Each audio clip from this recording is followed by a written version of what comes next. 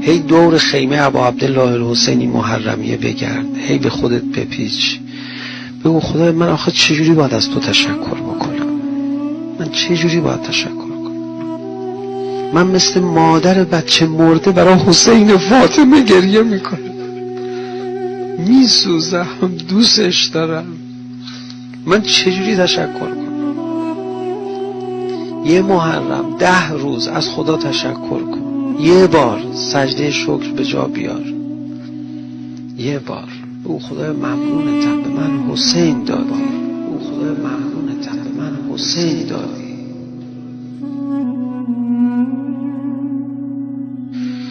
لیترها شما گریه کردی تو عمرت، میفرماد این گریه تو اینجوری قیمتش، یه قطرش بهشت بر انسان واجب میشه، یه قطرش. سراسر شکر باش نسبت به نعمت ابا عبدالله الحسین. این نعمت کمی نیست. این نعمت محبت ابا عبدالله الحسین رو ساده نگیر. این نعمت محبت ابا عبدالله الحسین رو ساده نگیر.